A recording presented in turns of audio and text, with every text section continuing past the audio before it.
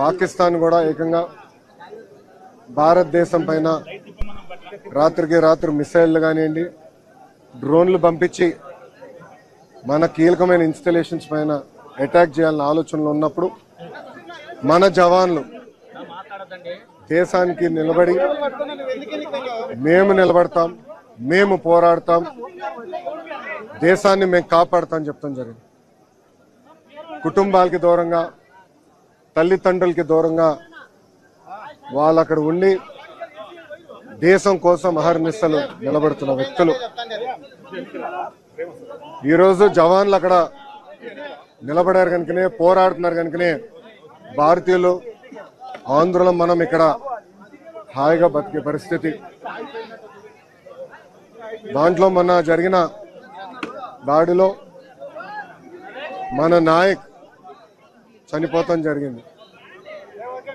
మురళీ నాయక్ చిన్నప్పటి నుంచి కూడా మిలిటరీకి నేను ఉంటాను, నేను చనిపోతే భారతదేశ జెండా కప్పుకుని చనిపోతానని పదే పదే అతని కుటుంబానికి చెప్తాం జరిగింది. కుటుంబానికి ఏకైక బిడ్డ మురళీ నాయక్. చిన్నప్పుడు వాళ్ళ అవ్వ తాతతో పెరిగిన వ్యక్తి. దేశం కోసం నిలబడతాను, దేశం కోసం పోరాడతానని చెప్పిన వ్యక్తి మురళీ నాయక్. ఇంత చిన్న వయసులో మురళీ నాయక్ చనిపోతాం నిజంగానే చాలా చాలా బాధాకరం. ఆ కుటుంబానికి అటు కేంద్ర ప్రభుత్వం, ఇటు రాష్ట్ర ప్రభుత్వం అండగా నిలబడుతుంది.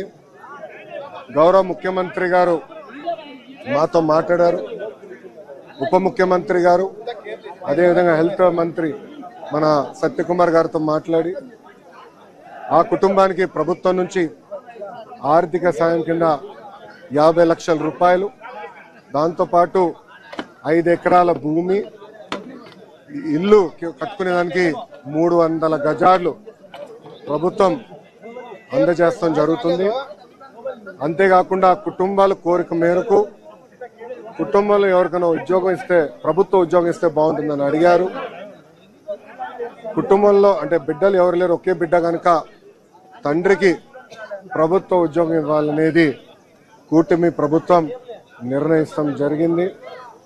ఇంతేకాకుండా అంత్యక్రియలు సొంత భూమిలో జరుగుతుంది కనుక మెమోరియల్ కూడా కట్టాలని నిర్ణయించాం.